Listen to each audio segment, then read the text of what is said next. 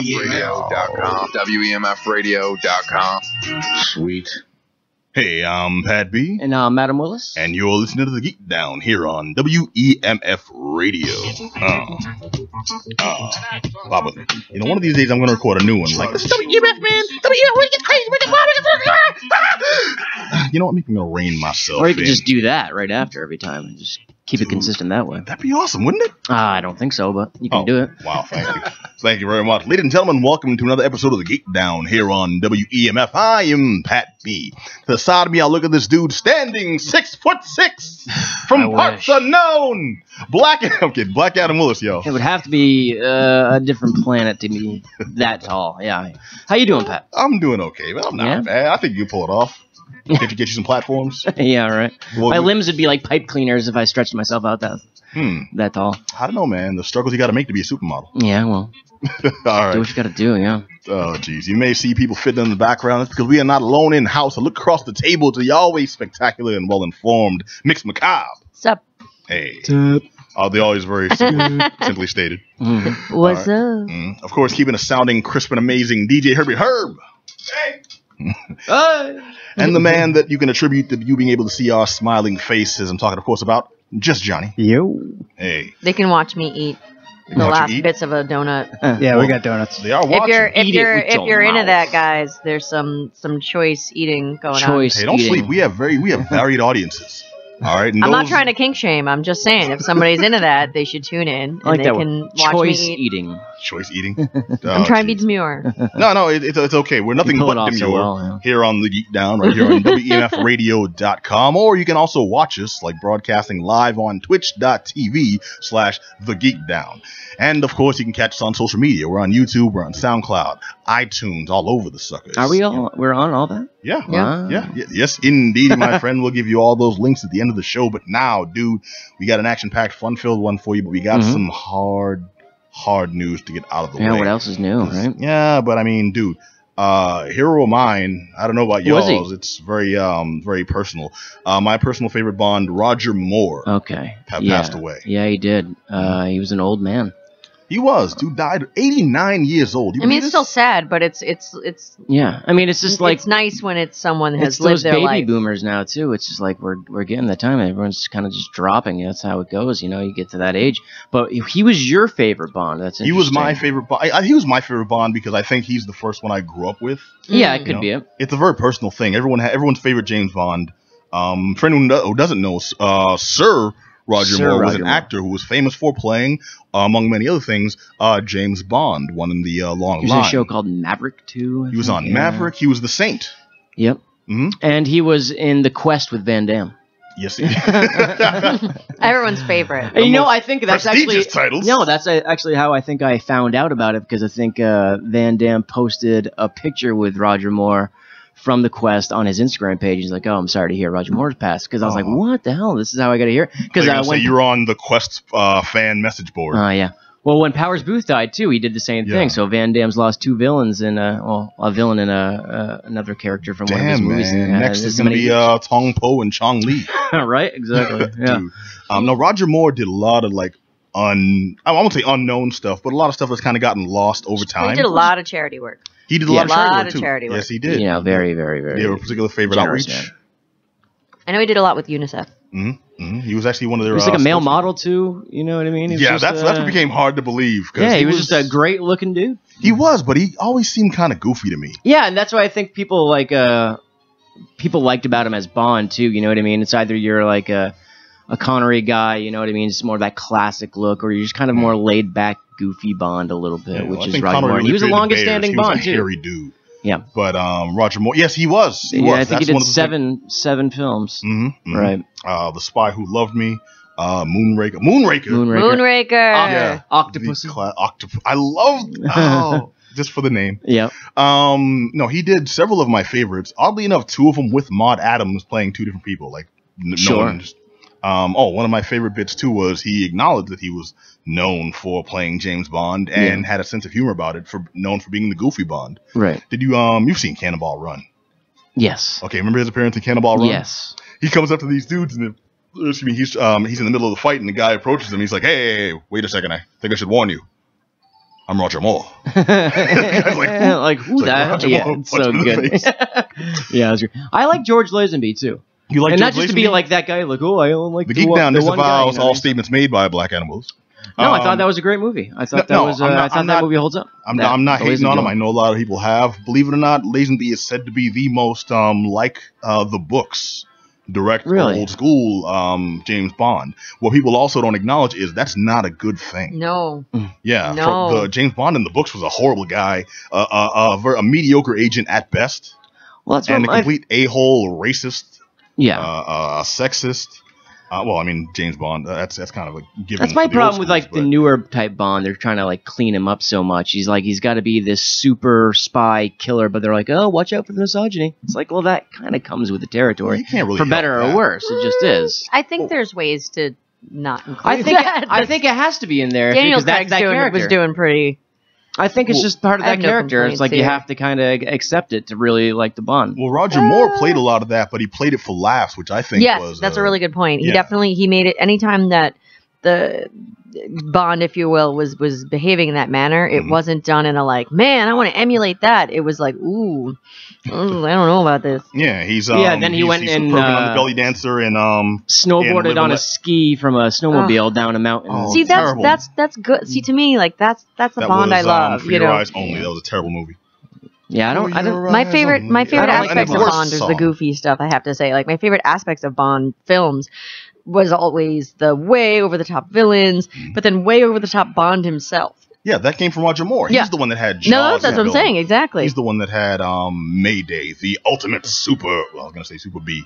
I'm not gonna put that out there, but it's just like that was her thing. She was like this impossibly hardcore woman that was like one step below Cyborg, and then she gave herself for the love of Bond and the lack of love from Zorin.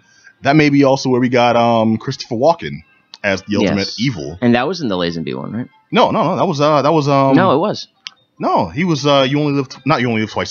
He was A View to a Kill. That was Roger Moore. No, that was Lazenby. No, dude, A View to a Kill was Roger Moore. Look it up. Yeah, Herb, you want to settle this bet here? A View to a Kill was Roger Moore. This For Your Eyes Only was Roger Moore. Live and Let Die was Roger Moore. Nothing. Very few things are more responsible for making a mockery of my culture, of my personal culture. Live and Let Die was bad. A View to a Kill is Roger Moore. A View to a Kill was Roger Moore. Yep. Thank you and good night. No, what were we arguing? So which one is Christopher Walken in? We got to find that out. We got Dead Air. Oh, because I'm not wrong. He's in A View to a Kill. So which one? He's in Christopher Walken is in A View to a Kill featuring Roger Moore. You sure? I'm looking it up right now. All right, I'll give you that. There's a clip of it, so I'm gonna have to assume it's correct. I confess I have not seen this film. Okay, I've seen all of them. So let me fill in the gaps for you. I've just never. I actually so much. Can't believe I didn't know that Christopher Walken was in this. Yeah, he was the main bad guy. He was Zorin. Now I have to watch this. Yeah, he was Zorin, just like this. I'm very disappointed. No one's told me about this. No, it's okay. He did other bad stuff afterwards. What was we having doubts up on? What Lazenby? George movie? Lazenby. What was the name of the Lazenby picture? Lazenby picture. I do have a tiny computer in my hand, guys. Yeah, okay, we got 1969. It was On Her Majesty's Secret Service. Yes, that was the one where James Bond actually got married, and they tried to cap it off, and then they killed off his wife once Sean Connery came back because they realized Lazenby sucks. Okay, not Lazenby sucks. Lazenby's Bond sucked. And I just disagree. I don't think that's true. All right, fine. Okay. Oh no, this is good. So Roger Moore was awesome. Roger Moore brought that kind of. So he's a great dude. This kind of not dissension, but discourse. He was my personal favorite because he did stuff like the Man with the Golden Gun. Yes. Yeah, that one I love. That one I absolutely love. I love that one from beginning to end. That was a good one. I don't know if I liked all this. I sing that theme song in karaoke, you know. Oh my God. Love is required whenever he's hired. It comes just before the kill. But no man can match him. No man can catch him for his $1 million skill. One golden shot means another. Oh, sorry. This is so good, Pat. This is okay. This Pat, is I think you found a new calling here. Oh, this is what you meant by dead air. Oh, stop it! You stop it right now. I want to thank just Johnny for this will be his last appearance on the show. All right, but no, Roger Moore was my favorite for several reasons, and one of them was because he made Bond an interesting and fun character to watch. I was a little kid, fun, for sure. Well, I was a little kid. I couldn't appreciate like the Sean Connery Bond because these were like movies about some old guy who goes to clubs and he does women and he shoots snipers and then he has sex with them on mountains before they die. And What's wrong with that? Well, nothing wrong with that now. I mean, when I'm 7, there's lots wrong. Don't crap on Dr. No. Oh no, I'm not putting down. I'm saying each Bond has its own flavor. You know, and Roger Moore's definitely had a very specific flavor that jived with certain audiences. I'm Haitian. I went to Live and Let Die and got a lot of confused ideas about my own culture. Oh, that with Yaphet Kotto. This dude. Oh man. Well, anyway, that'd have been the worst way for Bond to go out is being shot in a back alley by a pimp. Yeah, that would be pretty That'd bad. have been the worst ending for Bond. The lines of that are gold, man. Right. Like, I'm Bond. James Bond. Yeah, well, names are for tombstones, baby. Like, what does that have to do with anything? So good. It's so good. It's good. No, he did great work. And then later on in life, a lot like Patrick Stewart, he's had a sense of humor about who he is and who he's been acknowledged as in his career. Yeah. And he's rolled with it. You know, Patrick Stewart does a lot of stuff making fun of himself on Family Guy and on American Dad. Roger Moore did the same. Yeah, you don't want to be the guy that's just like, snapping back at fans for what they really appreciate you for. Obviously, you're going to be known for Bond. That's what you did for. Yeah. That's how most people saw you. So to kind of reject that in some way, like, I did other work too. You didn't see me on the theater. It's like, yeah, well, no, probably not. But there was a lot of other films I didn't see him in. I mean, he was obviously working a lot as, in his home country and everything like that. I didn't see a lot of those other movies. But I did see The Quest, like I said. The Quest? Thank goodness. I mean, what would we do without this award-winning film? We would be okay, because we're comparing some of these bad Bond movies. Yeah, they're going to crap on The Quest. Okay, sure. I just want to point out. I believe you mean classic Bond movies. Classic, yeah. Okay, this back and forth we've had reminiscing about Bond films. I sang a song, for God's sakes. Yeah. This was all because of the influence of Roger Moore, knighted in life for his work with UNICEF and various other charities. And I think the acting community really lost a hidden jewel. Just a gentleman, a good dude. Yeah. A knight. A knight, knighted by the Queen, for all that means, because we're Americans. Yes, that's like it's like this dude went to the White House. They gave him a golden cheeseburger. Oh my God, that's probably what they're doling out these days. Let's be real. They will now, yeah, under President Cheeto. All right, so I can't hear that word. Cheeto, no, golden, golden, yeah, golden. Because it always has to follow with showers. Oh, stop it! What the? I believe we established from moment one of the show today that we were not going to king shame. Yes, we did, and then we immediately reneged on it. All right, so Sir Roger Moore passed away at age 89. Sir, your work meant a lot to us, and hopefully you're in a better place now. Rest in peace. All right, now on the subject of ridiculous things, I got to check out Baywatch. Oh, God. The 2017, not even reboot, just movie, cinema, big screen, silver screen, inspired by the most popular TV show of all time. Yeah, that's what's ridiculous to me, dude. I loved Baywatch. The show? I didn't mind the Baywatch. show. No, I loved it. I've watched every episode of Baywatch. Yasmin Bleeth, and then she did the movie Basketball with Trey Parker and Matt Stone. Oh, yeah, she did. Great, yeah, dude. So but gave us the slow motion jog. It gave us just the most ridiculous. No, I genuinely watch Baywatch like all the time. It gave us the immortalization of David Hasselhoff, who I knew from Knight Rider, and always wondered why Mitch Buchanan didn't have a badass car. And then there was Hobie. Hobie, oh my God, yeah. Hobie! Don't crap on Hobie. All right, anyone who doesn't know, we're talking about the 2017 film starring Dwayne "The Rock" Johnson, Zac Efron, several other people. And this movie tanked.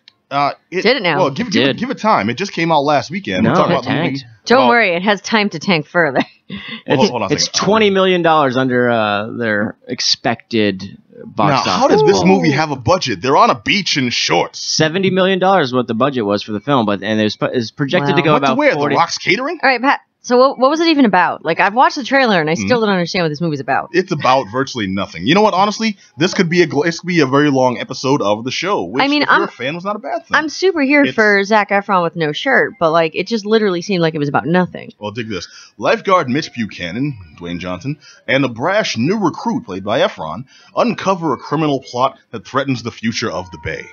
Period. End of scene. Good night. That's it, pretty much. And the movie does poke some fun at itself. Like, they do acknowledge this is a silly plot. at a couple of points, but they run with it. And all it is it starts off with every trope you've ever seen on the show. Zac Efron's the cocky new lifeguard, and Buchanan doesn't want him on his team, but red tape is held over his head, so he's going to make this guy... Isn't Zac Efron like an Olympic gold medalist swimmer in the movie, too? This is the thing that they don't really point out in the... well, I mean, they probably couldn't. They could sue, but they don't point out in the advertising. He's kind of an allegory for Ryan Lochte.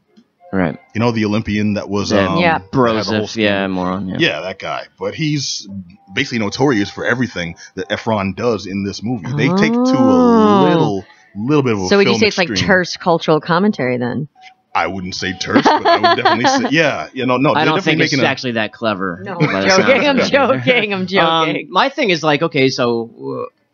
Zac Efron's so jacked in this, and that's not a swimmer's body. No. This Let's was be honest. unnecessary. You know what I mean? So this seems a little. It's almost like creepy how in shape he got. Well, believe it or not, they actually called attention to that. It wasn't much. It was an offhand comment, but much like we're making in this. Like in this movie, they it's a lot more clever than I think people are giving credit for, especially the critics, because it was aware of all these things, including what you just said. Just because right you're aware there. doesn't mean it makes it better, though. Well, it's not like it's 21 Jump Street where it was aware and it was in on the joke, but it did it in a clever way. I think this maybe could have been trying this. 21 Jump Street is a high bar to try to reach. Sure, but that doesn't mean you shouldn't strive for that. You know? True. And they called attention. There was a couple of comments basically dissing his Lochte-esque character as, why the hell does this guy have so many abs? What's that about? How does that help you swim? Yeah. You know, and I'm just like, okay, they're pointing out everything I'm thinking while I'm thinking it. Yeah. You know, they do like an American Ninja, not what's that show? American Ninja Challenge. Ninja Warrior. Yeah. Yes. Okay, that show, they have challenges like that in there, and they're calling out how ridiculous it is, and they're like, oh, you think this is ridiculous? And then they go more ridiculous. Then The Rock's like, it's Baywatch, bitch, or something like that, right? Dude, exactly. Yeah. So. Exactly. And the thing is, I was in on the joke after a while. That's why I don't hate this movie. Because after a while, you as the audience are in on the joke. That's like one of my favorite reviews for anything is when you're just like, I didn't hate it. Was it good? I didn't hate it. Okay, we're not talking about Shakespeare here. Let's be fair. Okay? No, this but is still Baywatch. Pat, I have a very important question, and feel free to not answer me if you don't wish to spoil our wonderful he kept the listeners. shirt off the whole time. But is David Hasselhoff in it? Does he have a cameo? David Hasselhoff has a couple of cameos. Yeah, no, I think that was known. Yeah. Okay, because here's however horrible this world is, people.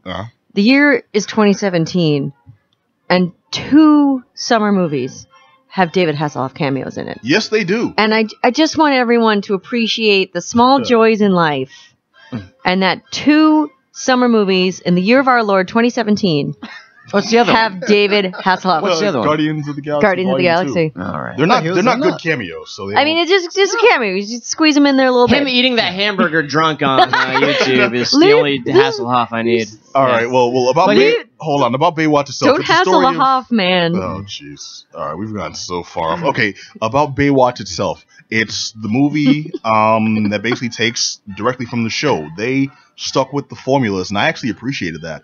Anyone who's seen a few episodes of the show gets the general tropes that they throw in every episode because it follows pretty much a template. The movie did the same. You know, there's a chase on jet skis and the villains that can't shoot at anything, but for some reason it's always on the lifeguards. And they call attention to that when they approach the cops, and the cops are like, "Why you all are lifeguards? Why are you trying to solve crimes and stuff?" And The Rock gives a terrible, half-assed answer that just shows, now you all have some kind of superiority complex. This is not what lifeguards do. Right. But it was fun. That's the most important thing that would actually make this worth seeing. Believe it or not, I walked in ready to hate this, and I'm walking out like, this was not a good movie. Hating this. But it's a movie that's so damn fun, people need to see it. All right. Well, I mean, this movie, the reason I mentioned that it was didn't perform as well as people projected is because a lot of it, what they say is because it was such a bad reviewed movie. Mm-hmm. Like, it got such bad reviews that it kind of knocked it. It's been pretty panned. Yeah, so The Rock kind of came out and say there was a disconnect between the fans and the critics, as in, the critics aren't, in touch with what's really going on. But I don't really get that in this case because not a lot of people saw it, so I guess the few people that did crawl out there and go see it are obviously going to be the type that are really going to enjoy this. They're going to lap up whatever. I don't know. You know what I mean? So I don't think... I just don't like calling out critics being they're out of touch, they don't enjoy fun. I think they do, you know what I mean? I just think they have a higher standard, and I think more people should. No, I can see what he's saying. I can see what he's saying there because, dude, we see a lot of movies. Yeah. But in all fairness, we see a lot of movies by choice.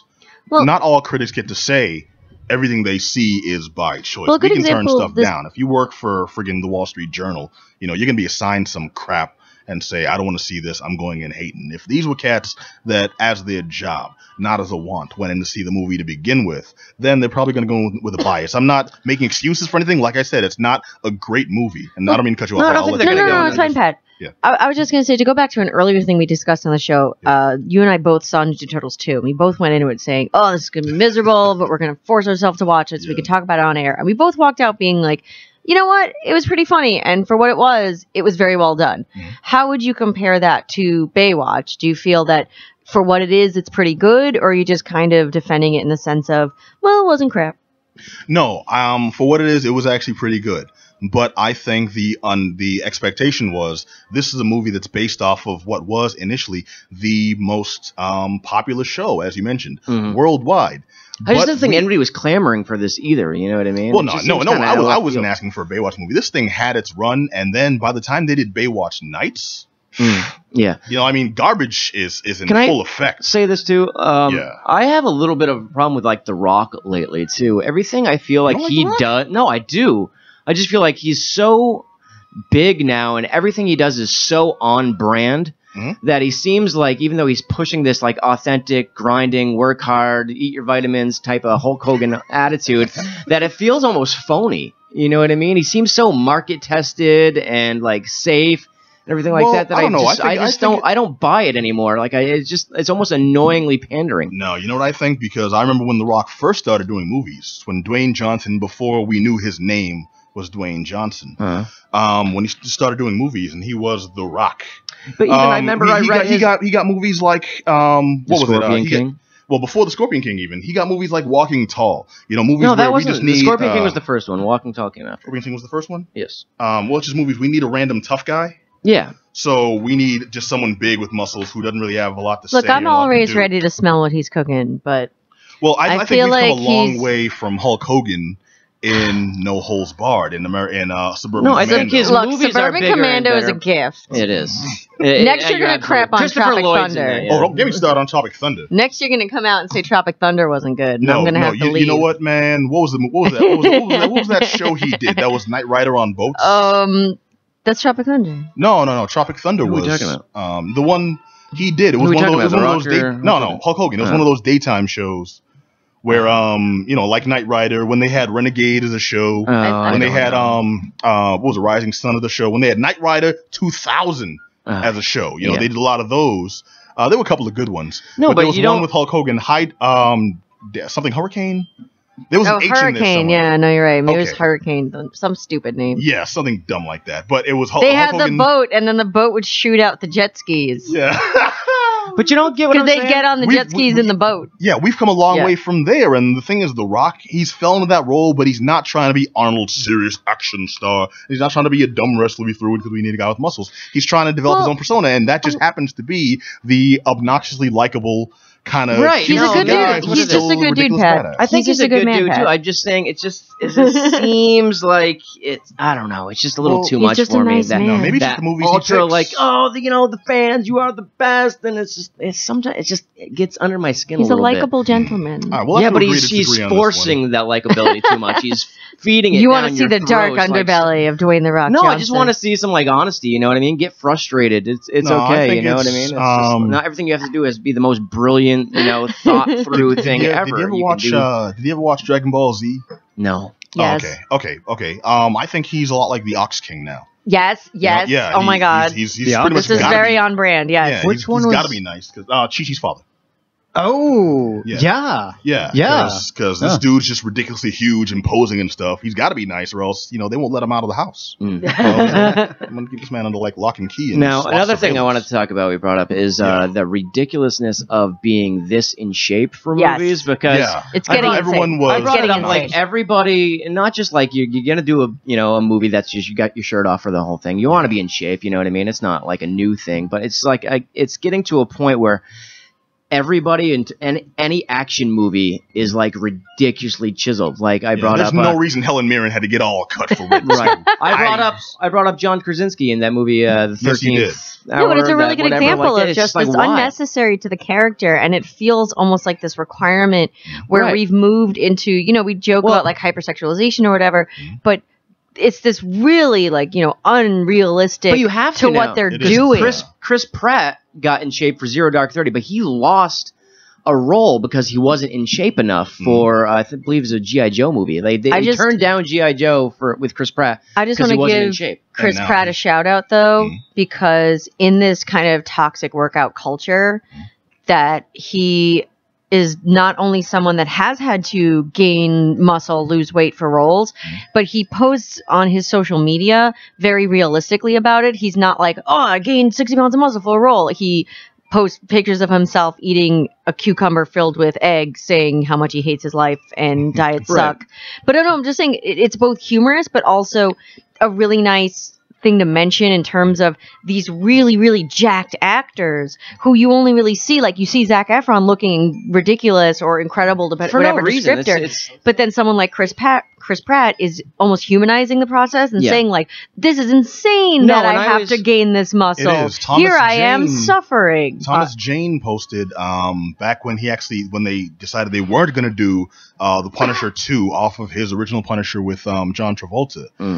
The workout Which I regimen liked. required for that. The first Punisher with Yeah, Thomas Jane? I liked I it. did too. Yeah, I liked it. what? Who cares? Wow. Moving on, but anyway, But this he- side of the table likes it. yeah, he posted how basically for the first movie he was in ridiculously good shape, and that was not good enough. Yeah. Like one of the tenets of the movie, one of the stipulations in his contract was he had to get in that ridiculous shape. Like they make these people actually do It that. was With John great, Krasinski, because you mentioned Bruce Willis I was wanted to- never in shape. Yeah, No. no, You know what that's I mean? exactly but the that was point. a different generation. Well, like, that's now- the but I issue. said it It doesn't shouldn't be matter. the way it is now, is what we're saying. That I'm it's- saying the action movies were better then, arguably, and Well, the I'm- only difference is now everyone's it's so a- in it's a- ridiculous it's a- shape that well, it's aesthetic based now, unfortunately. Yes. Too many aspects of film is way too much aesthetic based. It's again using Zac Efron as an example. Zac Efron being super chiseled, walking See, down the beach. Why is that the so. focus that's my of thing. something? It's like, okay, I'm preparing for a role. It means I'm getting in shape, not like I'm getting into character. yeah, The but character he's like, is being in shape. he That's looks all. That's all the cartoonish. substance. That's there. the thing that's gotten Look, way out of hand. I agree with you. Don't get I'm me wrong. here It for sounds like I'm shirtless not. dudes looking hot, but a good example is Chris Hemsworth for Thor. Uh-huh. If you watch from Thor 1 through to Age of Ultron, he is twice as big in Age of Ultron than Thor 1. What are you saying? Twice as big. Hugh Jackman and Yeah, between Hugh Jackman from the first original the first Wolverine. Wolverine to the last one. It's like, do you think his job doing that character is any better based on what shape he's in? I don't 'Cause I think like so. the first movie.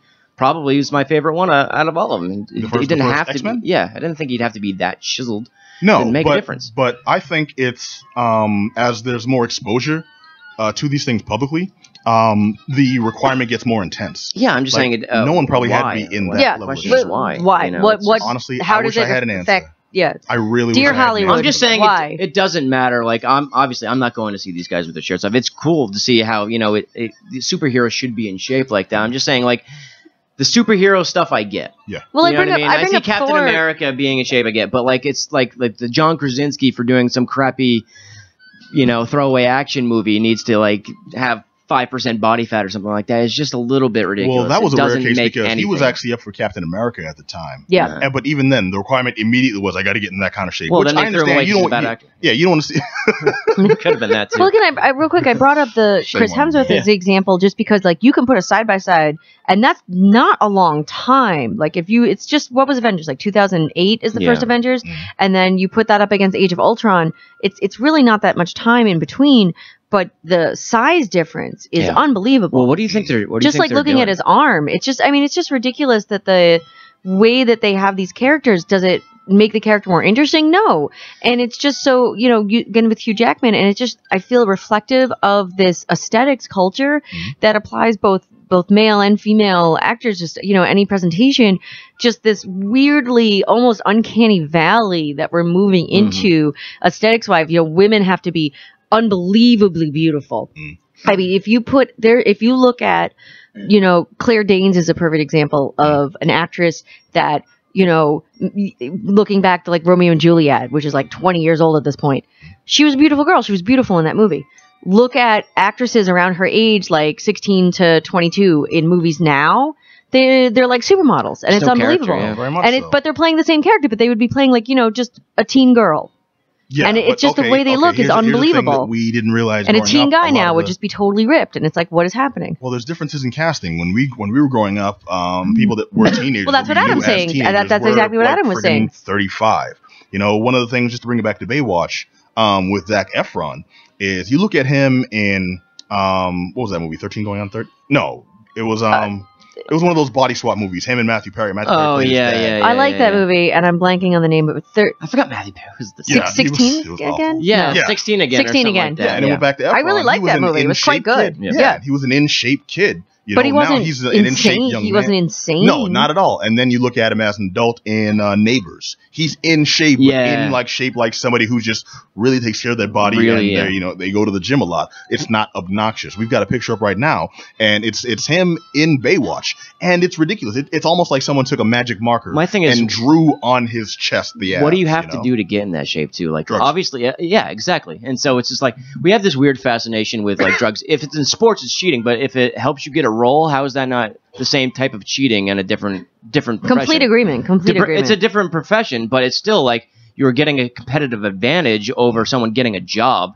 How is that not the same thing? Because it has to be drugs. You don't gain weight like that and lose body fat without taking something. You just don't. Not in that time. All right. So yes, he is very chiseled looking, but we can't automatically assume that drugs led. Why not? No. Why not? I was being facetious. Drugs for some people. They're making the same conjecture as they're making the point of the same conjecture as one would for an athlete performing similarly. I get that, but we have competitions of people doing, showing off all their bodybuilding muscle capabilities. We don't know. There's, you have to. I think it's pretty much highly known that I think it's pretty much accepted that I think that's just how it is. You don't get that way just like eating your vegetables and stuff. That there's got to be something else. Well, I'd like to find out more. I'd like to find out more about this. If you do have any more to say on the subject, hit us up at hit us up at geekdownradio@gmail.com. Let us know what you think. Also, to bring it back to Baywatch real quick, dude, I highly recommend people go out and see this. It was actually a good acting by Efron and Johnson and everyone, really. Surprisingly, like the full cast, no one half-assed it, no one phoned it in, even though it is Baywatch. The Rock's a good dude. There was your David Hasselhoff cameos, and believe it or not, they were actually how can it not they were be? funny. They were amazing. Also, shout out to the Hoff. This man had the gumption to sit next to Dwayne "The Rock" Johnson shirtless. Whoa. He's still in shape. I saw some pictures of him when we were doing the film. And like Hoff compared to Dwayne "The Rock" Johnson, who has those cartoon proportions we were just talking about. Yeah, he's always like, I woke up at 3:50 a.m. this morning and I had to hit the gym. I have an app. Is it the Rock app? The wake up app? And you can set an alarm for when he wakes up. And it's usually like 4 a.m. Yeah, it's in a different time zone though. Well, it adjusts for where you are. Okay. And then he gives you a motivational. The Rock's up at 9 p.m. Let's go. He gives you a motivational message every day. Oh, jeez. Is this really like he types in something? No. He like records motivational messages that play every day. I'm not kidding. Yeah, it's his wake up app. This is a real app. It came out of I was like, it seems a little over the top. See, there he is. I'm coming over to your side. I'm liking him a little. He's a good dude. Sign me up. I'm in. Oh, jeez. All right, well, Baywatch, starring Zac Efron, starring The Rock, starring several other people, and they and some other guys. And then some random other schmoes. Priyanka Chopra, like a good cast of folks doing a good job on ridiculous fare, but ridiculous enough to be super fun. I recommend people check it out. All right. Johnny, I believe you got to check out a game, Thumper. Yes, That's I supposed did. to be doing interesting things. Tell us about it, my friend. Thumper. All right, so Thumper is a crazy game where you're playing as this weird chrome beetle racing down, not really racing, just like, I don't know, beetling down this very neon-esque, reflective, I don't know, psychedelic highway. Oh, that's kind of a bummer. I was hoping it'd be about a really horny rabbit who befriends a deer. No, it's a beetle. Okay. Very much a beetle. You got like chrome wings and whatnot, and it's essentially a rhythm action game. There's even though you are sort of racing down this highway, it's not about racing at all. You don't really have to worry about turning in the normal sense of turning. You're not racing against anyone else. It is a sort of a very linear. Going down the quarter. You're always going straight down, and you are making your turns, making jumps, and hitting these beams of light that are coming down at you or above you, in tune to the rhythm of the music for that particular level. Okay, this sounds like a 3D version of the game Defender. Defender? Yeah. There's been a lot of Defenders, so I don't know which one you're talking about. Oh, sorry. The old school Atari Defender, where you had to pick up the people, but the rays of light were shooting down to hit them, so you had to try to save them from. You're only saving yourself on this thing. You're saving your own little beetle self. Okay, then it also sounds like, you remember the second level of the home version of Battletoads, where it's just like you rappelling down that cavern? It sounds like a top-down version of that. And it's like the rays of light are the crab things trying to get you from the wall. It looks more like a racing game. Like the perspective, the camera is behind the beetle. You're looking forward into the horizon of the highway itself, and it's bending and weaving. It's very psychedelic looking, and it's kind of like Guitar Hero. The way that, or Rock Band or whatever, the way that these beams of light are coming at you, and they're coming at you in the tune like whenever there's a turn, I think it's like a cymbal, not really a cymbal, but like sort of like a snare drum sound that you'll hear, and every time you hear it, you know that there's going to be a major bend that's going to come up, and you have to time your button push and your turning according to the beat of the music, and it's coming at you extremely fast, almost right off rip. This is not a rhythm action game that's going to hold your hand. It's going to sort of brutalize you on the first set of levels and let you know that you're going to die a lot, but you're also going to have a whole lot of fun while dying because the music is absolutely phenomenal. This is some of the best video game music being applied in a way that makes sense to what the presentation is giving you. Hold on a second now. That's a tall claim. We came in with the Tetris theme. Okay, I think you need to appreciate the heights that need to be reached for that kind of claim to be legit. This is the coolest Beetle. All right, so you're playing. This is the best right? Beetle-related game I've ever played. It is. This is the greatest game where you play Hiawatha and the Beatles. The Beatles would probably really approve. They probably wouldn't care too much for the music. Wait. Pause. When you say Beatle, you mean like Paul McCartney? I was John speaking Lennon? of Beatles. Yeah, I thought you were talking about like actual bug beetles. Yeah, it is a bug beetle. You got wings. You have like a little carapace. But right there, you're talking about the BEE. Yeah, but right there, you're talking about the superior beetles. beetles. Yeah. right. Best kind of Beatles. Right. I'm just saying the music. I've gone all cross-eyed, y'all. I'm sorry. The music is really good, and I'm saying that the real Beatles, the real life ones, they might recognize that it's really good music. Can we judge all games by what the Beatles would think of it? We should. Can that be our new rubric? I'd like to know what they really The think Beatles. of But how Grand does Theft Ringo Auto feel? 5. All right, so what really He doesn't sells? feel. There's a few things that really enhance this experience even further. Mm-hmm. So one of them Alcohol, yes, I know. is VR. So this is also a VR game that you can play on PlayStation VR and on the Vive. Okay, And- okay, you lost me again. Yep. How do you play VR on a rhythm game based Yes. off of sound? I did not know it was possible, but you can do it, and it's very visceral, the visuals that's happening along with the sound, because at the end of every sort of world of levels, there is a boss battle, and there's also mini bosses in between there, but the final boss battle is like this big giant demon head that is shooting like it's like attacking you with the music, and it's creating like this attack beam sort of light that comes at you, and you have to hit the button at the right time so that you can Adam, shoot help it me out back here. at him. Does this sound like a game Or does this sound like Johnny hit his head on the way to the station today? Something like And that, just yeah. kinda had a, It is You psychedelic. lost me like 10 minutes ago. I'm just kind of staring. You'll see like album covers, like 70s and 80s album covers, just from playing this game. That's Like an you'll acid s- trip. That's It not is. It is absolutely. It's very psychedelic. You'll see like that little Dark Side of the Moon triangle prism thing. Yeah. You'll see that. You'll see all sorts of cool stuff like that. so it's This a game demon- that syncs up to the Wizard of Oz. I'm back in now. yeah. Only backwards. It is a trip of a game. It is very fun, very fantastic. If you go in at VR, it's super visceral. It's immersive, and you don't want to stop playing it.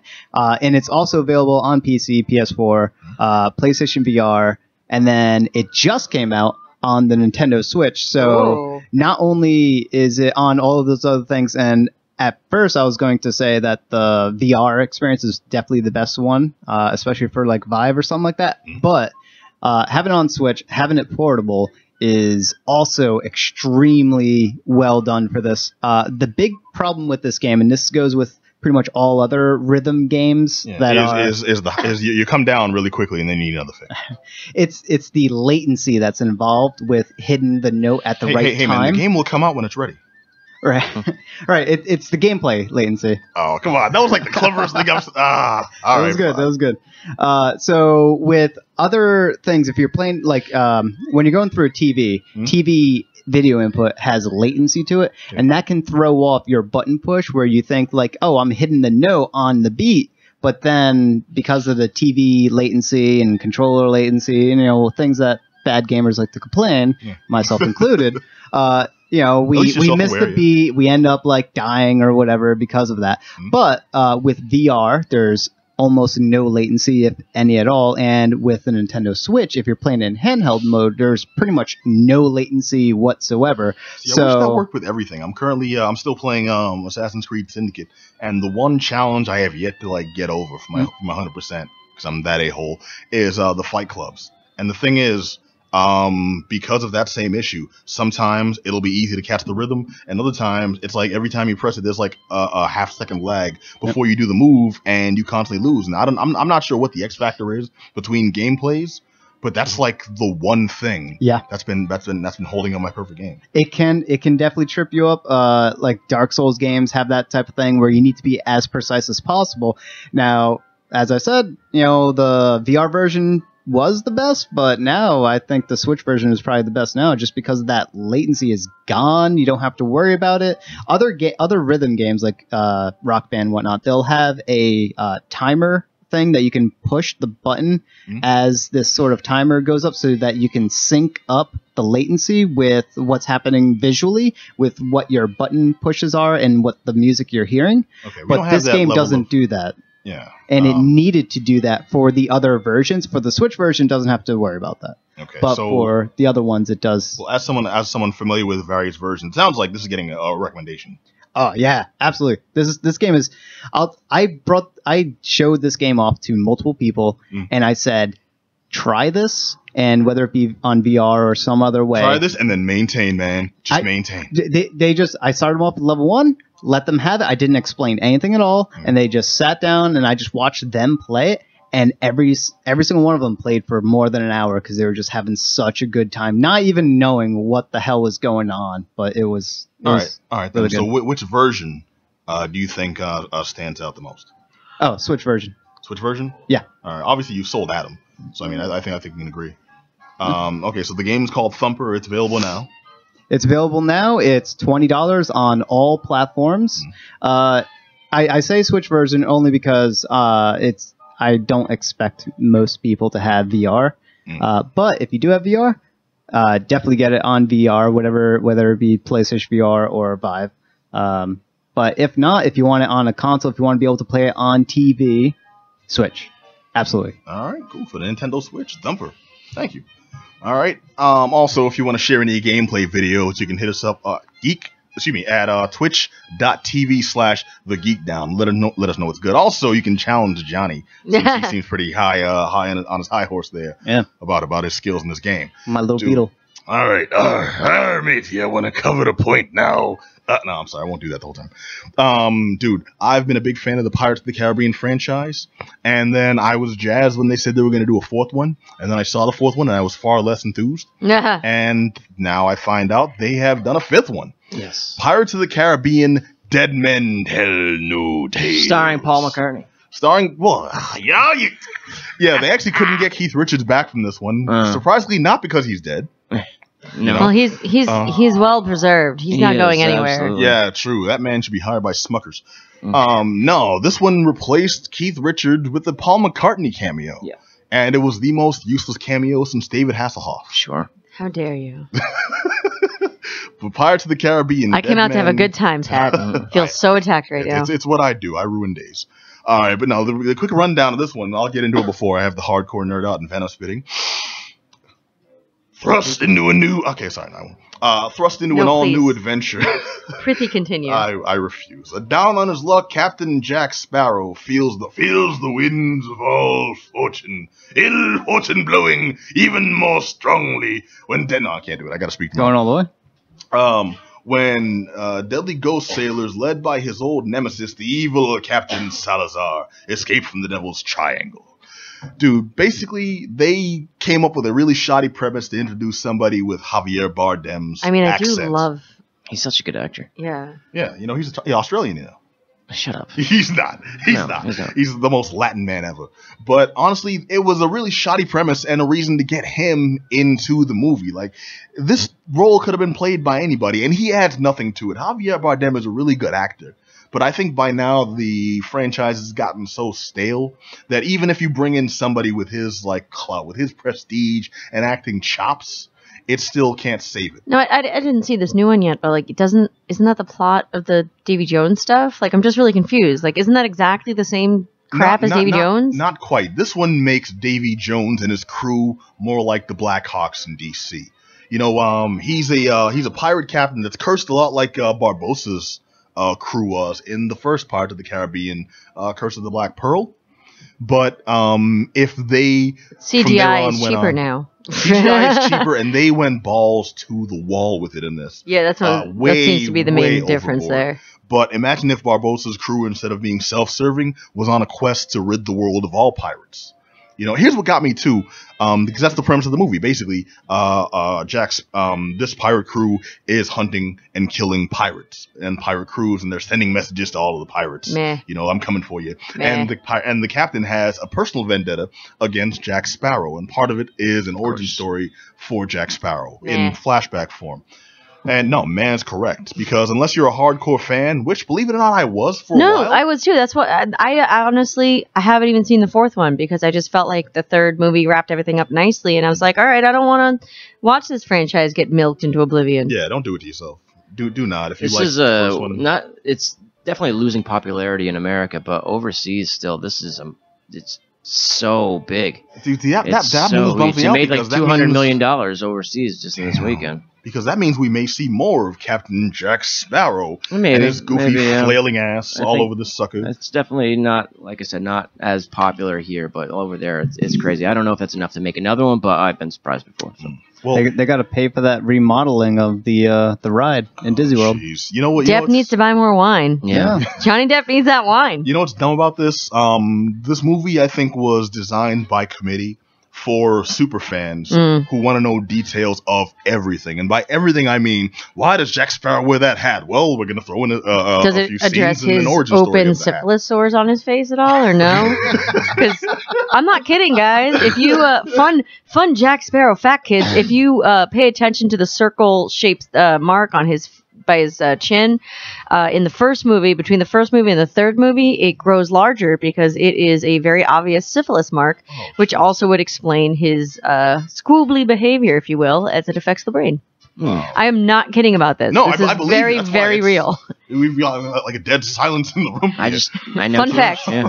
Yeah, Fun fact. It's right around on his chin. I got to tell you, Macabre, it's not that fun. Going all Al Capone on everybody.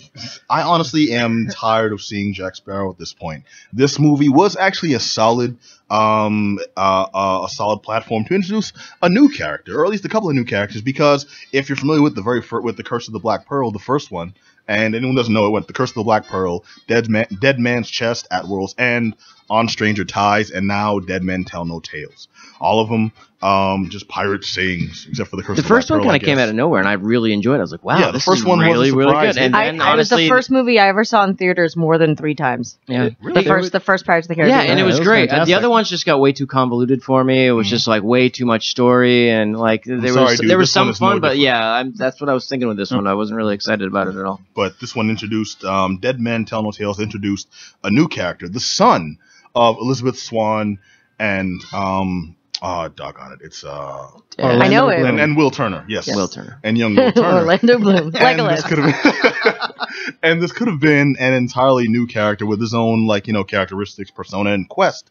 And instead, they really tried to force in a link to the previous movies and anything before that with Jack Sparrow, including him already on his own mission, his own adventure, but seeking to, really forcing Jack Sparrow into it.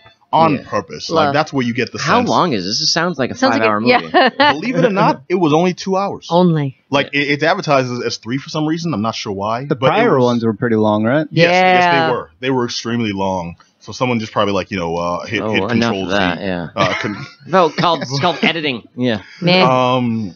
I can't recommend this, mostly because it's all special effects and little story. Yeah. I'm so disappointed. I'm tired of seeing Jack Sparrow. There was only one effect, really, that kind of got me. It was this cool thing they did with the guillotine, but it was so just like ham-fisted. We need to do something different here. So what else can we do? And everything else was just... And you're talking to somebody who enjoys every Fast and the Furious movie. The actions in this movie were far too unbelievable to be likable. All right. Well, the to the Fast and point Furious where- movies are amazing. So Yes, they are. But let's in this stop. movie, The world- they've Fast 5, I'll give you. The world we live in, where Baywatch gets the recommendation. and Over the new Pirates of the Caribbean. Yeah, that's where we're at. That's actually where not we're that at. far. Well- Seems about right on. In a world Well, let me where just- Baywatch is your summer. Let me just wrap it up. Let me just The wrap this pirate up by killer. saying performances was shoddy. The cameo was shoddy. It seems like Johnny Depp. I don't know if he doesn't enjoy doing this anymore, or He's got some just out legal of- bills to pay. I think Does. so, yeah, because He's just not out of good making, ideas. What's Eating Gilbert Grape 2. You know what I mean? He's Well, gonna they make some more couldn't money. get, they couldn't get DiCaprio back. He's way He's too too big for it now. Yeah, he's too big now.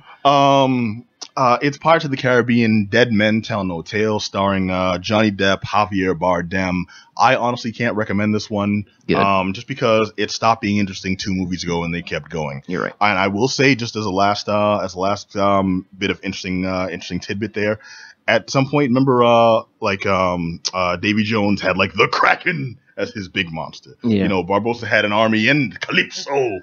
Salazar has a couple of ghost sharks. Meh. Yeah, With ghost lasers sharks. attached to their heads. No. Freaking Dig this lethal. though. At one point, they're on the water. They're trying to outrun the sharks in the water. It's silly. And then the sharks start jumping up like flying fish. Yeah, I At one saw point, that movie in the literally- trailer. The movie literally jumped the shark.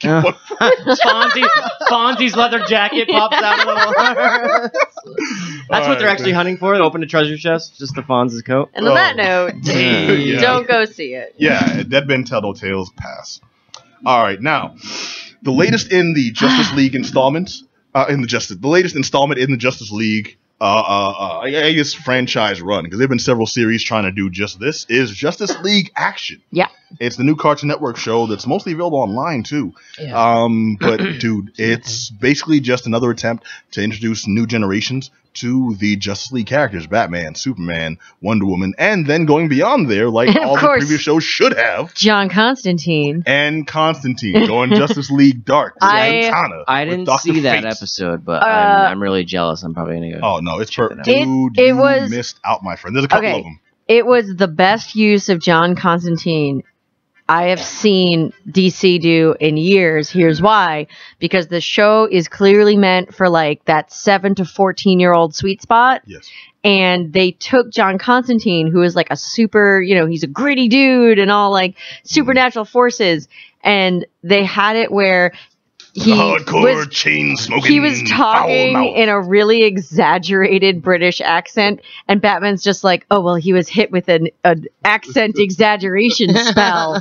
So, but it was really funny, and then they used him to make light of other cartoon tropes. Yes. Then they had very him. smart comedy. So Constantine is a chain smoker, and he had a lollipop, which is a harkening back to like 4Kids, like making anime characters have lollipops instead of cigarettes, and it just speaks to the level of humor in the show. Which is it the best show ever? No, I'm not going to sit here and say, wow, what an innovative cartoon. I really enjoyed but it was. I really no. thought- But what I'm getting at is I really enjoyed it, and I feel that for a children-oriented comic book show. I think it really hit the mark. It had really interesting character choices. For example, main villain Black Adam. What the hell? Yeah. Whoever saw that coming? Not me.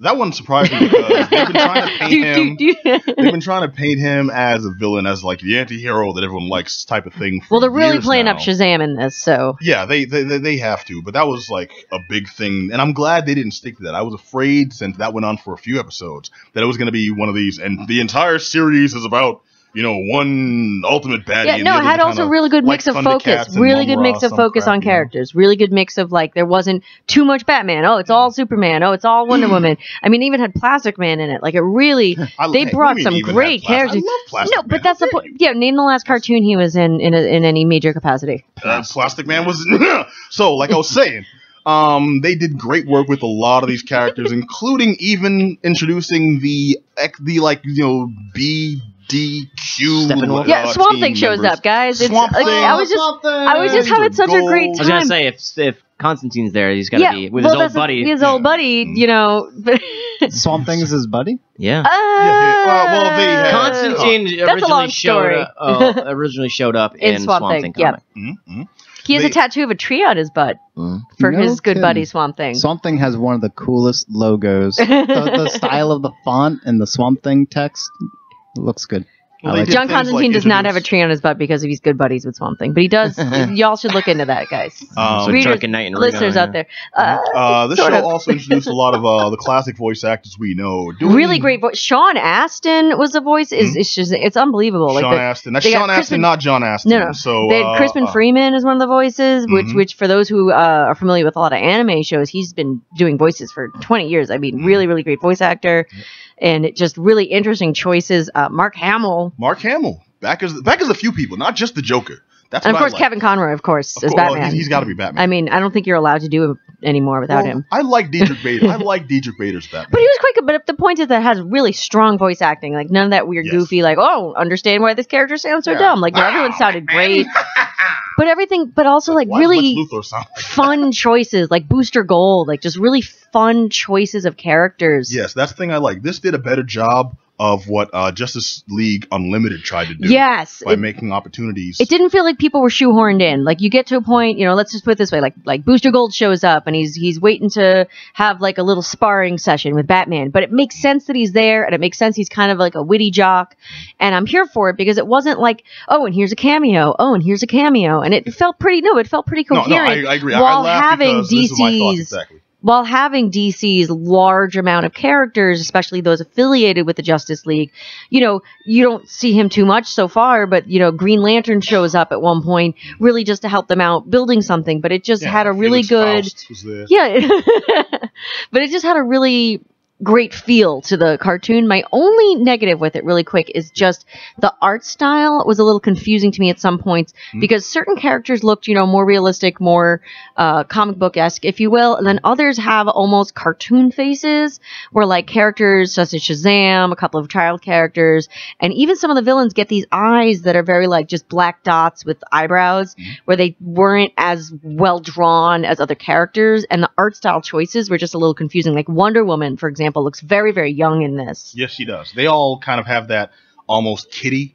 Well, like they're not chibis. It's not Teen Titans Go. It's not like they're No. really tiny, but Well, you know, it's like American TV. Well, tell me from off base In a way, from yeah. the ballpark in this. Somewhere between the X-Men Evolution yes. show and Superhero Squad. But X-Men Evolution was well drawn.